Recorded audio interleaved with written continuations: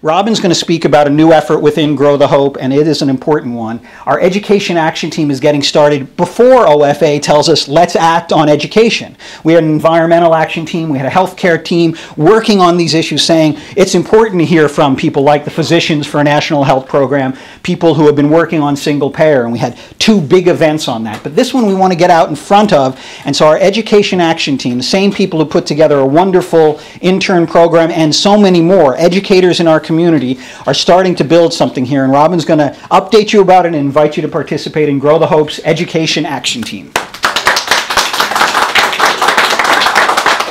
Thank you for that wonderful introduction. Sandy Robinson of the Education Action Team was unable to be here today, so she asked me to give you this update. And what the Education Action Team wants to do is to act locally in a way that we can further advocacy for national education issues. Now you might say, well, how can you do that? How can you really affect what's going on at the national level if you're only acting locally? Well, we looked at, for our inspiration, the campaign for healthcare reform, and early on in that campaign the call went out for personal stories that might illustrate the needs, that might crystallize for people what the problems are, how better to explain to legislators and to the public what the problems are, other than personal stories that make it real.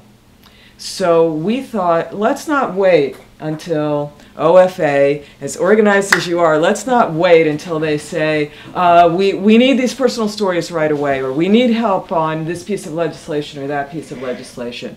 We want to be action-oriented. So we looked at, how can we get a start? What can we do now? What can we do with our limited resources on a local level? And we decided one way we could do that is to start collecting those stories.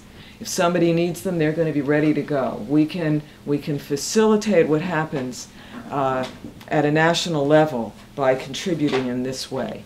So we are blessed on the Education Action Team to have some professional educators involved, and most of the volunteers are simply people who are interested in a range of educational issues. Some of our members are here. We have Rebecca from the Educational Action Team and Betsy here. Betsy is doing some research on language that we might use in a release form for our interviewees, our interview subjects. There are going to be many opportunities for people to be involved.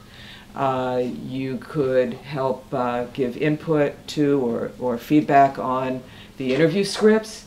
You could conduct interviews with the various stakeholders. You could help us analyze what comes back from those interviews to excerpt the best stories that can be used. There'll be a lot of opportunities.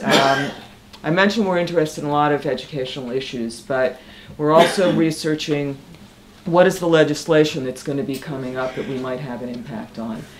For example, one of the things coming up is the Elementary and Secondary Education Act and the reauthorization of that. This is the act that now includes the No Child Left Behind provisions, which are in need of reform. So we may be gathering stories from students, teachers, school administrators, other stakeholders, parents, people in the community who employ the graduates of our schools about what they need. And we could start collecting these stories. If somebody later puts out a call for stories, we're ready to go. And we have already started to approach people about where can this be used, how can this best be used, who should we contact.